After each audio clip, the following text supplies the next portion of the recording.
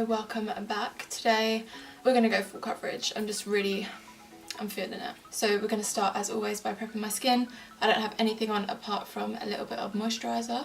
So we're going to start off with that. I'm just going to use, maybe you should guess, it's my Farsali Rose Gold Elixir, like it's dry facial oil basically. I'm just going to rub it in my hands and then just press that into the skin. Next I'm actually going to be a little bit extra and I'm going to use like 3 foundation sticks.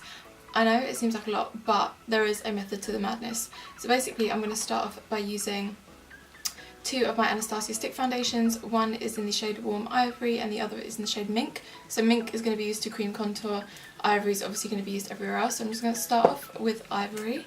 I'm going to start off, doesn't this look so pretty? Just drawing like a few lines in my face. And then I'm just going to take a brush. What brush am I going to use? I love this iconic London brush. It doesn't have a number or a name or anything, but it's just a little flat kabuki brush, and I'm just going to quickly blend that in. And this is just like layer 1, because this is not enough for me. So now that I've got that down, I'm just going to take my Anastasia Mink kind of contour stick foundation and just map out.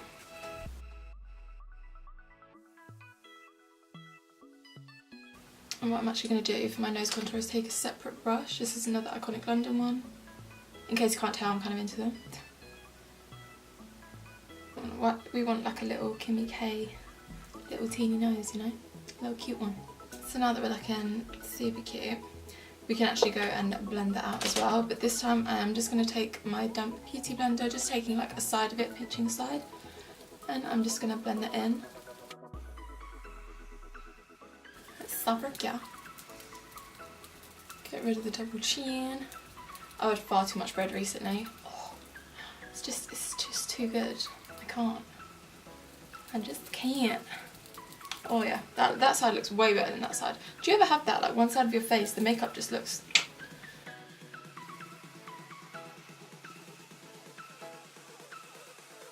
Alright, so don't judge right now. Okay, so we have like our kind of 2 layers on already. We have the cream contour and obviously a little layer of foundation underneath, just to make everything kind of easier to blend together. I'm just quite messy when I do cream contour. I know some people kind of can put it on after their foundation, it just looks perfectly blended out, but that is just not me. So now I'm actually going to go on with another layer of foundation, and I mean it's no surprise really, this is my absolute ride or die most loved foundation of life. And that's my Giorgio Armani Luminous Silk Foundation. This stuff, I'm just going to pick up a little bit and then really work that into the skin. And I'm just going to go over my whole face, like I'm going to go over all of the cream contour and stuff as well. If you feel like it's taking too much away, you can obviously just go back in. So I think it just kind of gives a really natural full coverage finish. Also like try and make sure that you really blend kind of around your nose, and because sometimes you can get the build up in the crease of your nose. And just really take your time blending this all.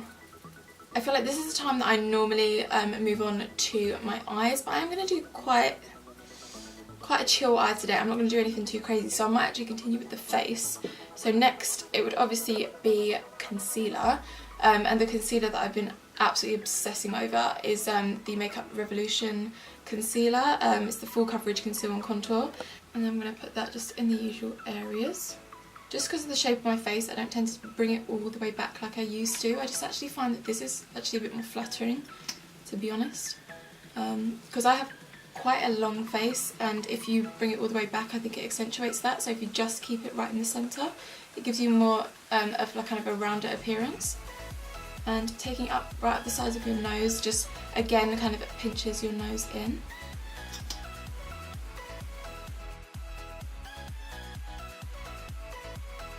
And I really try and keep the concealer right in the centre of my forehead. And then I'm going to take the same sponge, just dampen it a little bit more, and then we can go in and blend all of that out. Really lightly just patting that into the skin. And you can be quite generous because obviously the sponge does pick up some of the product. Don't be afraid to use a lot of product. Like once it's actually blended into the skin, it doesn't look so kind of crazy. I always find when I do people's makeup, they're always surprised at actually how much I use and how natural it looks when you're done. And you see like what a difference the concealer makes. I just feel like it like brightens all of those areas so much, and I didn't even use that kind of bright of a colour. Once you kind of set and bake with the powder, that locks it all in place and it really just gives a really nice even and kind of flawless finish. I'm going to use a different sponge. I learnt this actually from Holly Boone again. I freaking love her channel, she's amazing. But she actually uses two separate beauty sponges, one for all of the liquids and then one for the cream, just so that you don't kind of get too messy with both. Now I'm going to use my Laura Mercier. Love this stuff. So I'm going to start on the sides of my nose. I always do this, like you guys know.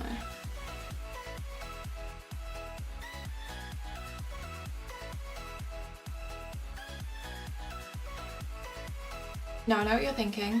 It looks like an insane amount of powder.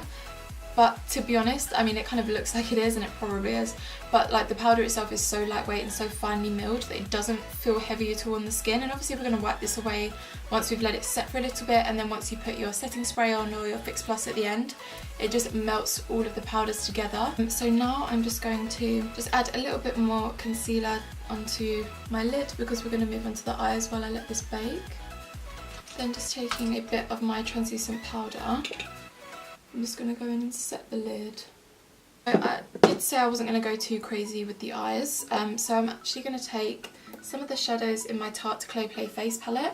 So I'm going to take the shade Journey first, which is probably the lightest kind of taupe shade. Very lightly. I do this quite often with my bronzer actually, just kind of during the week when I'm not really wearing much makeup. It just really defines that crease. This is the Zoeva Luxe Crease Brush, I believe. I'm going to go in with this shade right underneath, which is called Stone. Clue in the name, it's a bit more a cool tone taupe. And pop that just a little bit lower in the crease, using a really light hand. And obviously you don't have to use like the Tarte palette when you're doing this, you can use whatever brown eyeshadows you want. I'm then going to go in with the shade Smoke. Ooh. Like the name of that, which is an even darker taupe shade.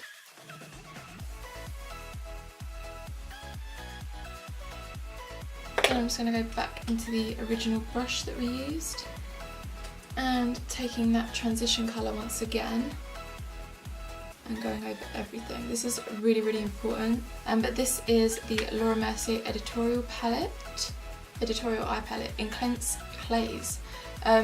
It's this palette right here, and it's very different. It's not kind of your everyday palette, but every now and then I really like to go back to it, because when I tell you, the pigmentation of these eyeshadows are ridiculous, like ridiculous, and I absolutely love these. Obviously I like my neutrals. I adore these two shades right here, this lighter one in particular.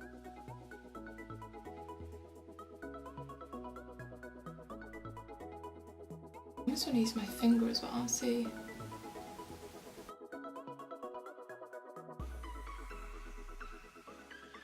I'm going to take a little pencil brush. I'm going to pick up all three shades that we used in the Clay Face palette. Top off the excess. On that underneath. And really smoking that out. I'm going to dip back into my Tarte palette. I've been using this a lot lately. Really, really like it.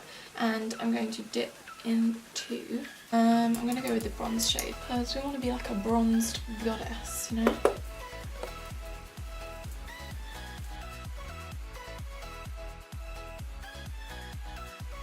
Take a little brush and then take that down the nose. Do you see the concentration then with the nose contour? I just want a cute little nose. I'm just going to go in with a quick coat of mascara before we put our false lashes on. I'm going to use my Tarte Lights Camera Lashes mascara. I've been really, really into this one at the moment.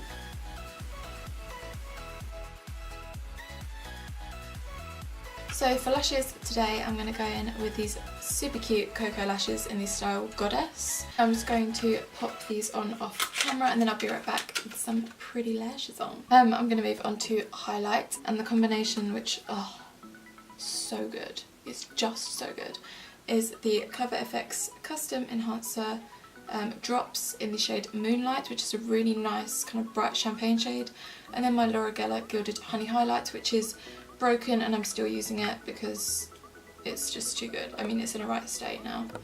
I always just pop a little bit of it on the back of my hand and then I use my beauty blender to blend it in.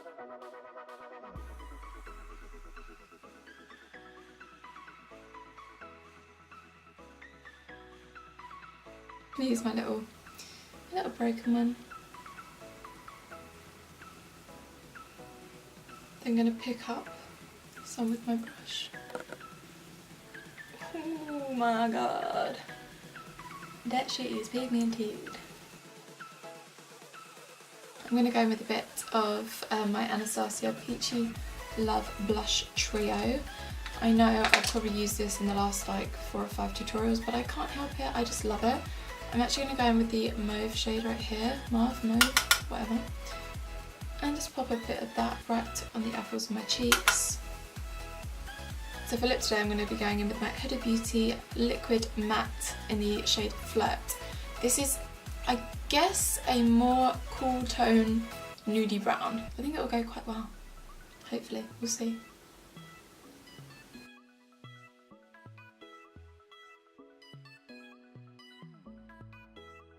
So like I was saying before, I was rudely interrupted by my camera dying. It's really important at this point to set your face, because all of the powders that I've used, I use quite a lot just because I'm super oily, and it's also part of the kind of full coverage process, if you get what I mean. So I'm just going to use my Fix Plus. You can use any setting spray that you want. Right, so this is the final look, you guys. I really hope that you enjoyed it, and I really hope that you learned a few kind of tips and tricks on making a really nice full coverage base looking perfect, not cakey. Obviously I used quite a few products. You probably don't need to use as many, maybe you don't need to do all the steps, but maybe you just try like one of the steps and see if that works for you. Make sure that you like this video, hit that subscribe button if you haven't already, because I make a video every single week, and then I'll see you guys next week for a little Valentine's look.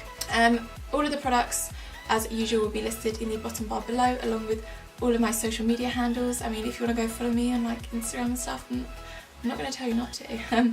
But that is it, I think. I don't think there's anything else I need to tell you guys, but have an amazing week and I will see you soon. Bye.